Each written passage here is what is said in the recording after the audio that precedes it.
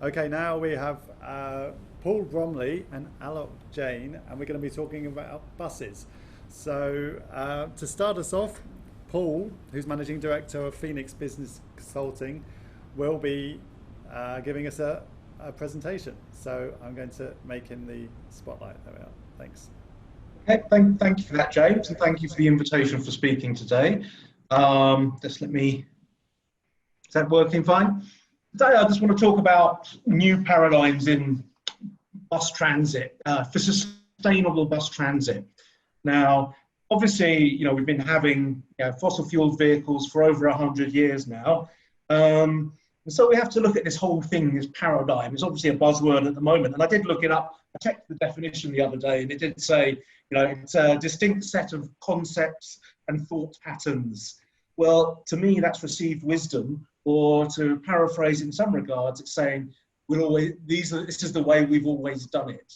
Well, if that were the case, Hong Kong's had sustainable transport for over 100 years. And it's not my 1912 electric bus from South Shields, or my hybrid bus from 2013, or even the electric buses that are on trial at the moment. No, it's the trams. So that is a sustainable mode of transport. So acceptability of a sustainable transport is already inbred into Hong Kong. Now, given that we've got limited time today, I'll skip my usual history lesson onto why we've ended up where we've ended up, and just jump to the point that we want to make things sustainable, but there are barriers to electric vehicle adoption. Now, there has been a number of surveys done, and this is one. It's a couple of years old now, but I keep bringing it up again. But it clearly highlights the three primary concerns of electric vehicle adoption. And the three are cost, distance traveled, i.e. range anxiety, and availability of chargers. So what I'd like to do today is just to address those top 3 points as to how, what we can do in order to make it a more acceptable solution to move those paradigms. The first thing I'll talk about is cost of operation, because this is always a fear. Now, it may not be a surprise to you, but actually the Hong Kong franchise bus operators only pay around $4 a litre for their diesel fuel, because the tax is removed on the quid pro quo that they use the zero emissions sulfur diesel, zero sulfur diesel. Now, okay, in fact, I think it's actually slightly less than that at the moment, because obviously we're in a time of distressed oil prices. But I'll just take that as a simple figure to start with. And typically, a Hong Kong bus does 80,000 kilometers a year. Now that's, some do more than that, particularly the airport buses do at least half as much again. But typically, urban fuel economy on those vehicles is about 1.5 kilometers per litre of fuel. So they're going to burn $200,000 worth of fuel every year. So that's an inherent cost to operating a fossil fueled bus. When you look at an electric bus, well, if I were to buy electricity off CLP, I'd be paying 98 cents per kilowatt hour. And on the same basis of using the same distance per year per vehicle. And extrapolating, I've worked on single deck electric buses before, but not a double deck, but extrapolating that for a double deck, fully air conditioned bus would work on something like about 0.6 kilometers per kilowatt hour.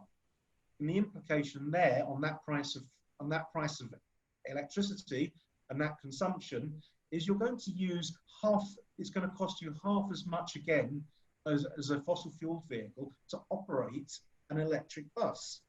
Now, there's even further benefits to be involved, because below those price lines, you'll see, when you've got a fossil fueled vehicle, you've got brake pads to change, oil filters, air filters, all that engine maintenance, cooling systems, radiators, topping up with coolant. Electric vehicles have an electric motor and nothing else. Now, a good electric vehicle also has uses regenerative braking, and so actually you get a lower brake life. In my experience, about half the brake life of a fossil fueled vehicle. So you're actually saving on your maintenance costs by running an electric bus. Now, maintenance costs versus the fuel costs, probably 20% of the overall operating costs at most. at most if you take drivers out of the equation. So on cost of operation argument, electric buses, they stand up for themselves. Well, the other aspect of cost is, what does a new vehicle cost? The biggest inherent cost in an electric vehicle is the batteries. And I will come back onto that later, just so we can just bear that thought. Now, we did talk about, apart from cost, we talked about range. That's the next worry on vehicles. Now, historically, people have always had this range anxiety issue. So, shortened range up here in the top left-hand corner here. So if you've got shortened range, how do I improve my range? I add more batteries. What does that do? That increases my weight. That uses more energy. So that's going to shorten my range again. So we get into this vicious cycle of a high capital cost. And this is historically where e-buses have been. It's like we'll put a lot of energy on board the vehicle, and that ensures that we can run the vehicle the whole day. A typical diesel bus operation runs from 6 in the morning till 12 at night, and then it goes and tops up with fuel and it's ready for the next day. So people have just sort of kept that same sort of thinking with electric buses. So it needs to start to address what's going wrong here. So if we try and break that paradigm, and I'll start in the bottom left corner here, and we'll say, okay, well, if we did have less batteries, that means it's lighter weight. If we're lighter weight, we'll get a bigger range for the same weight, for the same energy.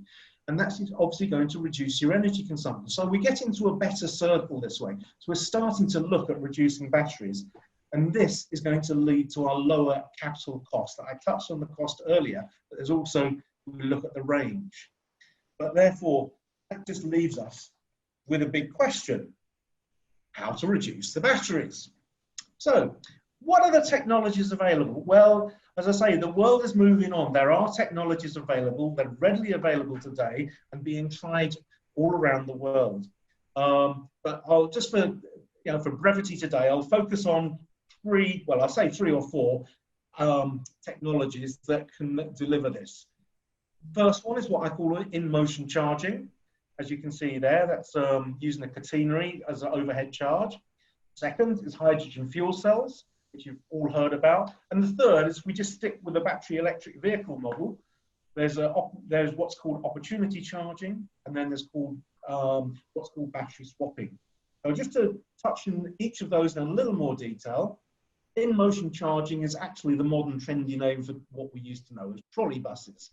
Any of you who've been to Vancouver will have seen trolley buses on the streets there. They have them in parts of Shanghai, typically going underneath the flyovers, where they use the underside of the flyover for the electrical catenary. This is very, very similar to trams, but it's even better because it's more flexible. And also with today's modern technology, you can have a little bit of battery on board, so even if you had to go off of the catenary, you can take a detour and come back on it again fairly quickly. And these things are particularly suited for things like BRT, which bus rapid transit, dedicated busways, which I know the Hong Kong government is not in favour of. So a next solution is hydrogen fuel cell. Now, I've been in this business for over 30 years now, and hydrogen fuel cells are always the next best thing.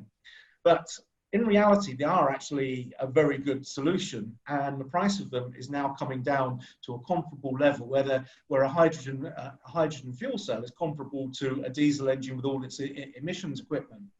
The only thing then is you have to supply the hydrogen to it. But the output of these is you still have an exhaust pipe and there's still some smoke come out of it, but it is actually just H2O. It's a very, very straightforward technology. Hydrogen has a very high energy density, which means with just a few gas tanks on the roof, you can drive for more than one day. And as I say, it fills up in 10 minutes, just like fossil fuels. The only issue one would say with any of these is that you have to consider where your hydrogen is being produced from. And it needs to be by sustainable methods, because up until recently, the majority of hydrogen is either through steam methane reformation, which rips the carbon out of gas, takes the hydrogen out of gas and sticks the carbon, just blows the carbon into the atmosphere, so that's not very environmentally friendly, or reverse electrolysis, which is basically taking electricity to make hydrogen to make electricity, so there's an efficiency loss there. Now, one of my favorite topics is rapid charging, or opportunity charging as it's called. There's two ways of doing this. You can either have it as an overhead pantograph, as in the picture in the bottom left corner there, or you can have an underfloor inductive charging, which is the picture in the middle there, which just has some pads over the floor. There's some receiver coils underneath the bus, and the charge is just passed in the same way that you can now charge your mobile phone just by placing it on a plate. But this enables you to charge the vehicles very rapidly. And what I have illustrated on the right-hand side of the slide here is that opportunity charging, you can charge sort of 3, 4, 5 times a day, and you can reduce the amount of batteries you need. You can, because you don't need to have all of that capacity as required in the bottom graph that you can see, that you need a massive capacity just to run the whole day. So that's one good way of reducing batteries on a battery electric vehicle. The other way is battery swapping. And this is a newish technique. It's been used in Beijing. It's currently on trial in Hyderabad in India. But this basically looks at you take a vehicle and you have an automated battery swap system. There's no human intervention, so it should be absolutely, it's totally friendly. It won't have any accidents. It's in a controlled environment. A couple of the downsides is, as you can see from the nice graphics there, it does take up a little bit of real estate, but it also leads us to breaking another paradigm in the way that we have to consider the battery power, because obviously the batteries change from one vehicle to the next. Basically a vehicle gets a new battery, goes out, drives around, and a pack of typically around about 20 batteries stay at the station, each get charged up slowly, and then another bus comes along and takes that battery. So the batteries don't stay with the same bus all the time. So it starts to get us thinking more and more about how the batteries are owned. How are we paying for diesel fuel? Who's putting in the infrastructure? And this is really where we're going to break through on this, because everyone's worried about, if I buy a battery electric vehicle, what happens when the battery runs out? Do I have to pay a lot of money to replace it? So we have to start to think about models whereby there are third-party ownership of the charging solution. And whether that's installing a rapid charge station, whether that's installing a battery swap station, and basically the operators pay on a power by the hour is the buzzword for it. So you pay typically however many kilowatt hours of energy you've consumed, that's what you pay for. The same way that you pay so much for a litre of diesel fuel or petroleum spirit. So it starts to break down those paradigms. So I'm very conscious that I'm taking up a lot of time and we have been running late. So if I can just sort of quickly summarize, where we get with these paradigm shifts. So the first thing I would say is there's no single universal solution that meets every requirement. And it is very much horses for courses. I talked about fuel cell buses. Fuel cells actually work quite well on commercial vehicles. They do not work very well on passenger vehicles, for example. There is a scale to them. And in the same vein, it's necessary to consider the best possible solutions for the operational needs. Now, the battery charging or refueling infrastructure, as I just touched on, we need to think about that differently than today. If I had a petrol car and I went to the petrol station, I don't own the petrol station. I don't own the fuel pump. I buy the fuel by a volume. So why don't we do that with battery charging similarly? We take the risk away from the operator. So they don't own the battery, but they're paying by how many kilowatt hours that they are consuming. I mean, the vehicle operations, well, now when we talk about different charging solutions, we now get into the more technical aspects of where do we charge. I talk about rapid charging on buses, and the typical way of doing that is doing it at bus termini, say Star Ferry Pier or whatever. Now that's quite easy, it won't obstruct anything, but that moves me on to my final point really, is that that needs to be agreed. And again, if we're using a third party to put in that infrastructure, they take that commercial risk. So we're not asking governments to input large sums of money to put in a refueling or recharging infrastructure, because that risk will be borne by the third party energy supplier. But what it does need is these solutions I've just outlined are cost effective, they are sustainable, but it does require a collective will from both the operators to go with it and test the logic for themselves, prove it to themselves, but also the government to facilitate the supporting infrastructure. And I'm not saying the government have to make huge investments into the infrastructure, but just allow me to go and put up a few overhead pantograph recharging at Star Ferry or wherever.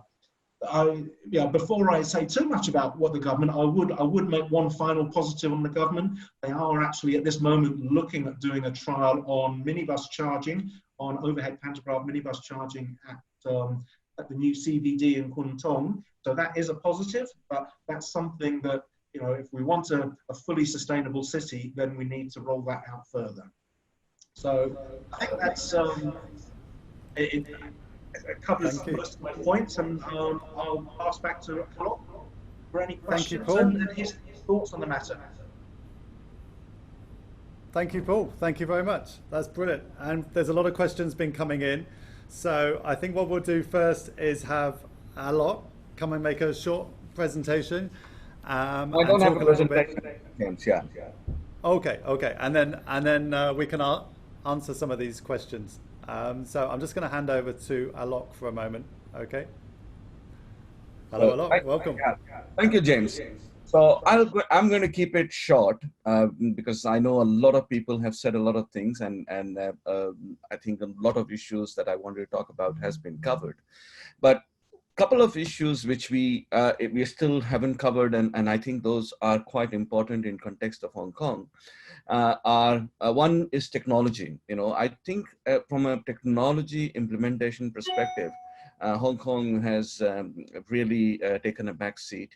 We have not really gone for a lot of upgrades in the sense that at the back end efficiency level, the things are still being done manually. Hong Kong is probably the only place where the bus companies run a profitable operation, and yet very few of them, not all of them, even use a scheduling software, which is one of the if you look at European operations, that is probably one of the foremost requirement for even the smallest bus operations. You look at Australia, it's exactly that requirement, but here there is no imposition as such.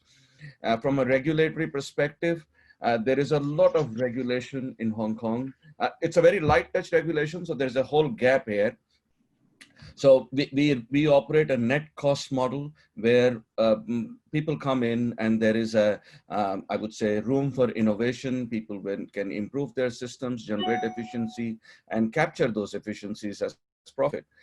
So government allows you to do that. But then if you look at the franchise agreements, they are so tight. And between these between your PBSO, the Public Bus Services Ordinance, your RTO, Road Traffic Ordinance, and the actual franchise agreements, there is so much room to play by the government that sometimes those clarity for the operators don't exist. So that allows for a lot of discretionary intervention, and to some extent, I would say, subdues the innovation aspects in public transport operation. So something that we should address from a policy perspective, allow that room, allow long-term investment into improving the system rather than just doing the BAU, business as usual.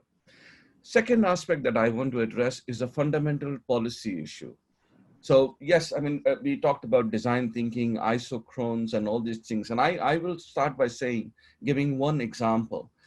If you look at Cross Harbour Tunnel, in the morning peak 3 hours, 80% of the traffic, the people, 80% of people use 10% of the vehicles to cross that tunnel. And those 10% of the vehicles are buses, double-deck buses. So, and what does it, is there any priority for buses on these tunnels? No, we don't have a lane mark for them.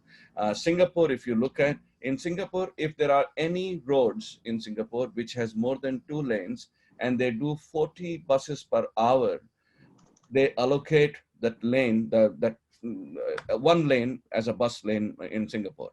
And all the buses in Singapore, they are equipped with cameras.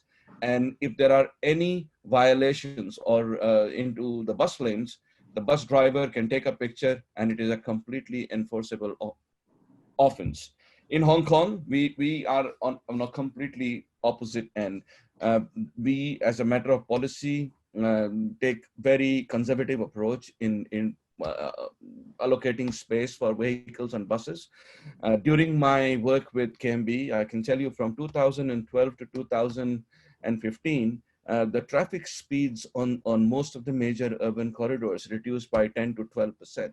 Now that's a huge impact on bus operation if you see, because to run exactly the same services, you require 10 to 12% more buses, more drivers, and obviously your journey times are much longer, which is not very attractive to the customers. So if we want to promote public transport in a city, we do have to impose, I would say, fundamentally, in a way, draconian policies to control the private cars.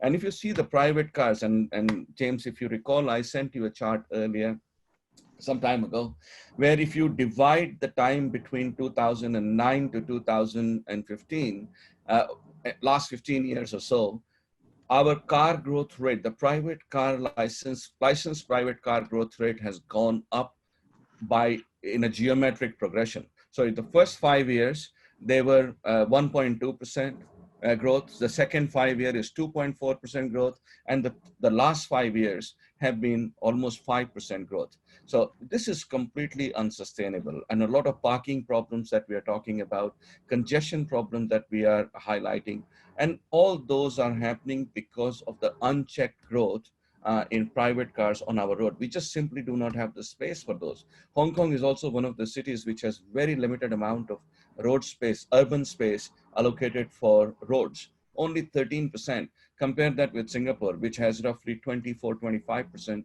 of the urban space allocated to roads. If you look at United States cities, they have 35-40% allocation to road space.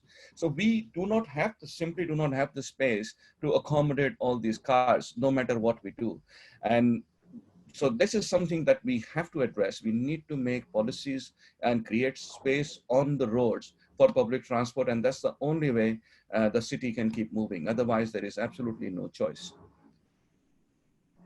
So with that, I will be happy to have an open discussion, James. And one more thing I will supplement on Paul's presentation is Paul. We talked about a few technologies, but one thing in Hong Kong is that out of 700 routes in Hong Kong, 50% of the routes, they are no longer than 10 kilometers. They are just feeder routes to the railway stations, right? For the feeder routes of railway stations, a lot of things, you addressed a lot of range anxiety issues, but those issues do not really come into play for almost 50% of the bus routes. And so super capacitors as currently being used in Sha Tin and one route in Kai Tak. Super capacitors are, in my opinion, are also one of the very good solution for this short distance routes. Would you like to say something about that? Yeah, supercapacitors they're good for very short distances, but they have very little reserve capacity, is what I would say. So you're right in what you're saying. On a 10-kilometer route, they work very well. I didn't show all the solutions, I have to admit, because we're time limited. But supercapacitors work well in a very short route, but if you suddenly get a traffic jam, they'll run out. Yeah. That, if you remember the one that ran between Bok Depot and HQ, only on a 5-kilometer route, I'll say the same. We've got a question from our friend Patrick at Clean Air Network. Well, 3 questions, but we're running out of time. So just a quick 30-second answer from you both. Who should lead this? Now, we've heard a lot of bottom-up in the earlier presentations, but when it comes to buses and bus routes, we can't really have a bottom-up approach, or can we? It must come from government. What's your views on that? Well, in my opinion, first. Do you want to? Who wants to go first? Paul, go first. It's both. I mean, government policy is restricting on the infrastructure because, as Alan mentions about the supercat buses in Shartin, it was devil's own job to get the charging facility put in place. You know, and that's delayed the whole project by years, literally years. So that's where the government fits in. It's not about giving subsidy, it's about facilitating the infrastructure. That is policy between all the government, align all the government departments. From an operator standpoint, the solutions I present, they just need to try them themselves and demonstrate to themselves that they are cost effective. So my view here, James, is that government, Hong Kong is done very well that way, that we have had less government and we have opened a lot of room for private enterprise to provide fantastic services. Hong Kong public transport is one of the most efficient public transport systems around the world. So there is no doubt that people here are doing a great job. But having said that, the enabling framework for a lot of these changes to happen is something that the government has to initiate. They need to create a platform. They need to create that window of opportunity for people to come in and make those changes happen. Unfortunately, most of our regulation is extremely archaic and very old. And simple thing is, you showed a lot of pictures of cars on the footpath, but have you tried sending them and using them as enforcement? And you will know the answer. Our ordinances do not allow them those kind of pictures as admissible evidence in the court. So I think these are the simple things. If you look at Korea, almost entirely the entire parking enforcement is actually the vision technology based, and they have done a fantastic job. Singapore, even before all this high tech stuff came, they had these aunties who did entire parking enforcement in Singapore, and they are just overzealous aunties, and they make these roads clear in Singapore. We have done neither of those, and we rely totally on Hong Kong police, whose attention is certainly not on parking. Yeah, I have become an auntie actually. I'm out there with my camera and. Okay, guys, it's been a pleasure, and we could talk for hours, but we have to move on, I'm afraid. So thank you very much to you both. Thank you, James. We'll speak again soon. Okay, thanks. Okay.